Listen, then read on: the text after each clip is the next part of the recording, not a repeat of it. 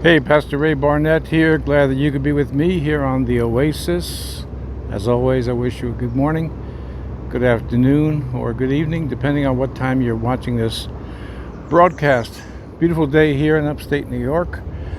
As you can see, I'm in a little bit of a different location over here over my shoulder, the Mohawk River, and beautiful view. You're not seeing much of it. Maybe I can give you a little bit more.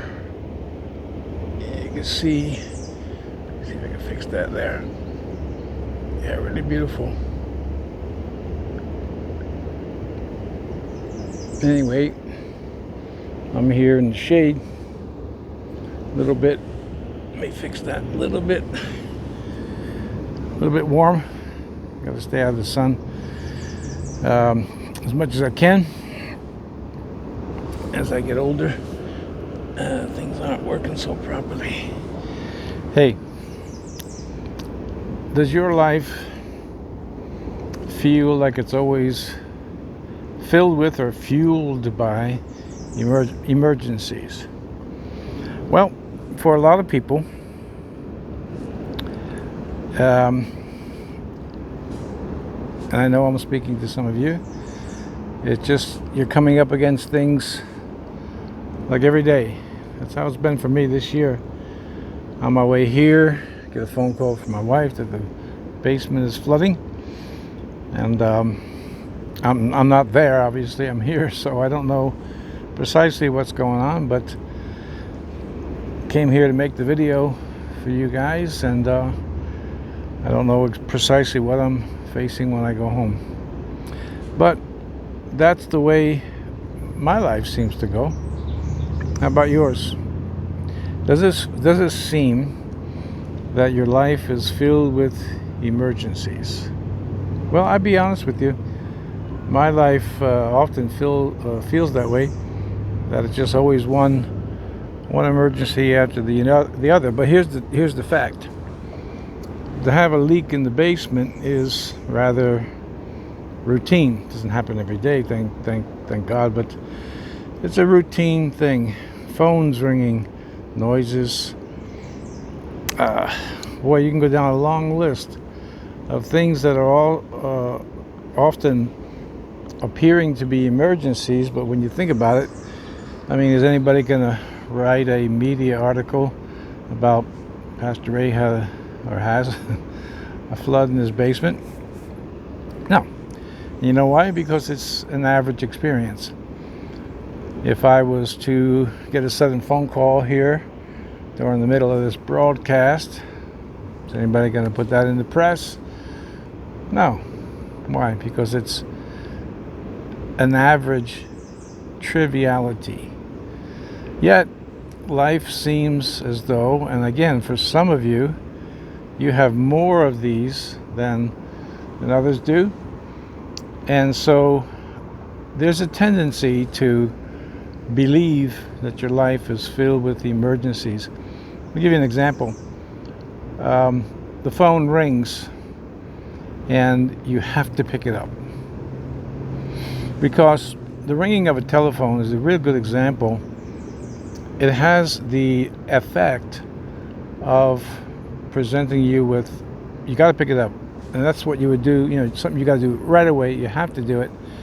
Is perceived by the brain at times in some people, maybe many people, certainly a lot of you, as an emergency. And so you wind up saying, why is it always me? Why do these things always happen to me?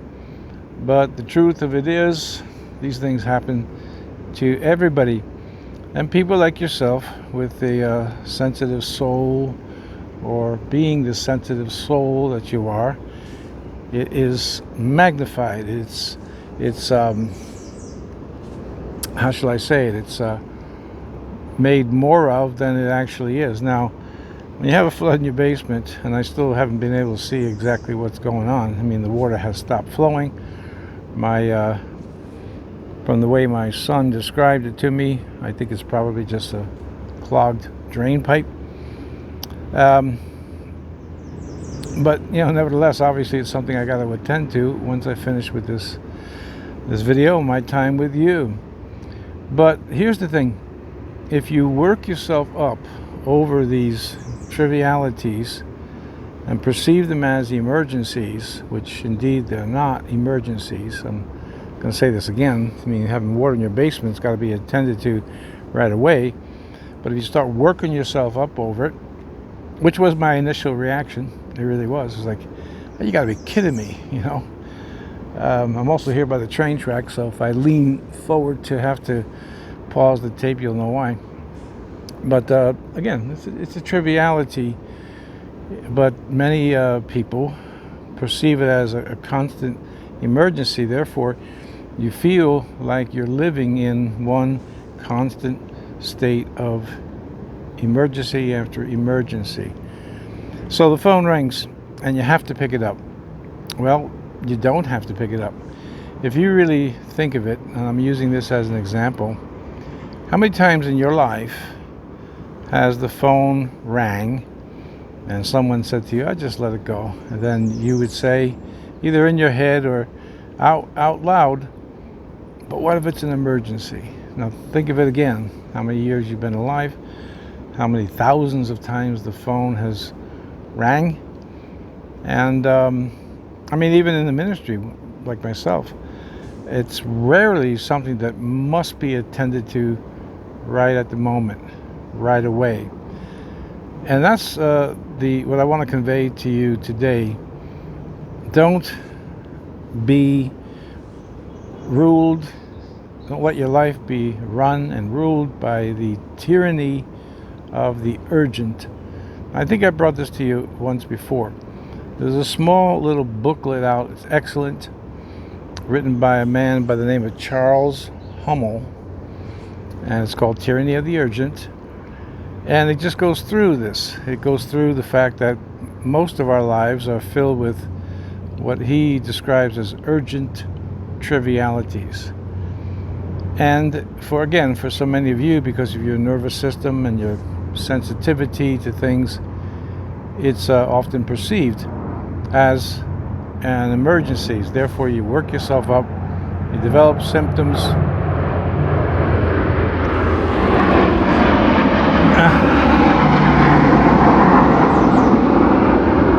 God is good. He always provides me with illustrations right on the spot. At the C-130, flying back to the base, which is not too far from my home, and huge, really awesome type of plane. If you've ever seen one, they have rockets on them. Massive plane, can store tanks and jeeps and troops, and this thing can go straight up in the air. Well, anyway, that's the C-130 that just flew overhead. So you kind of get the idea.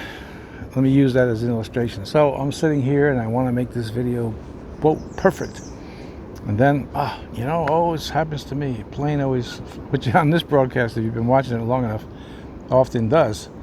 Dogs and people and black ops helicopters circling me about a year ago. It's perceived as an emergency. It builds up frustration. And then you get angry and you're frustrated and you're getting tense. And as you get tense, you develop symptoms. Again, could be anything from the palpitations to the stomach starts hurting, your neck is tight, your back is tight, and all that.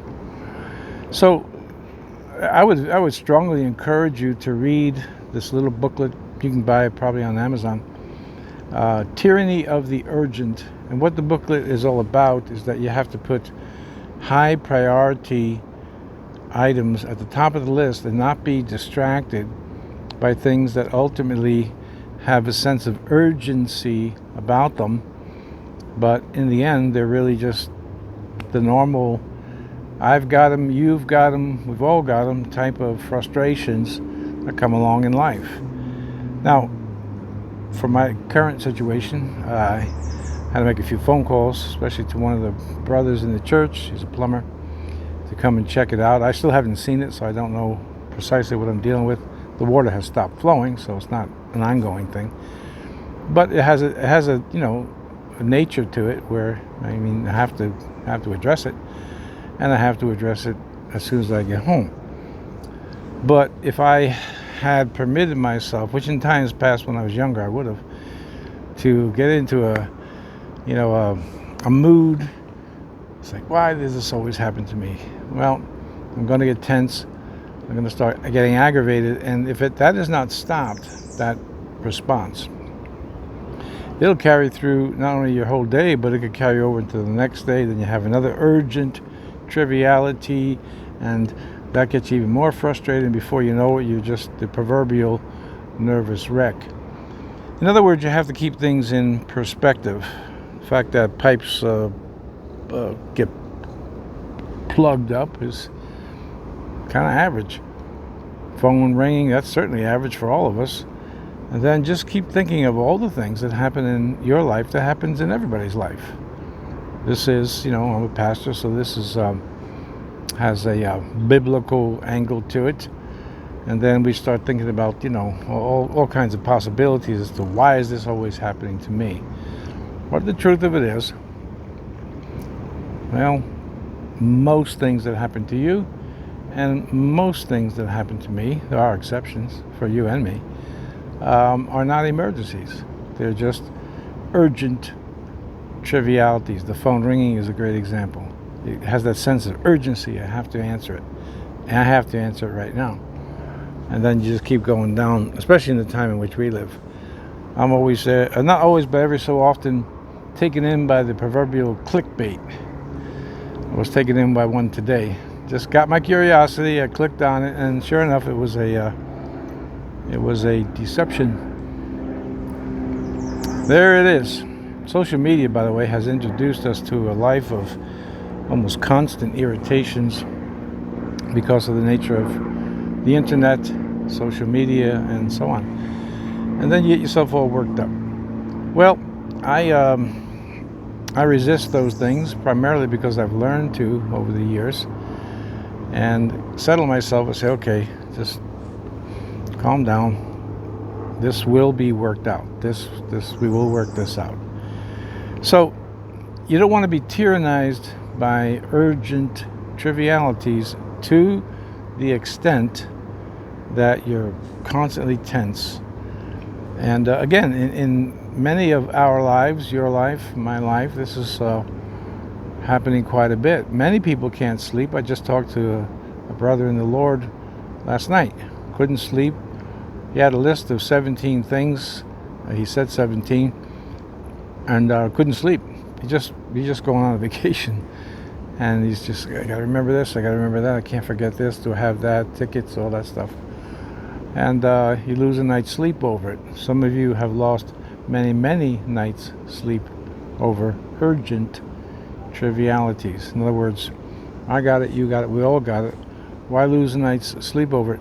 Now, here's a little thing that I was taught years ago that one of my elders said he did every night, and I don't do it precisely the way he did it, but he would take his shoes when he was at the end of a day, and he would, in an imaginary way, he would tuck his problems in the shoe and purposely, boom, drop it on the floor, take off the other one, put his problems in, boom, drop it on the floor, and then he would say, I'll deal with them tomorrow, which may be a good practice for you.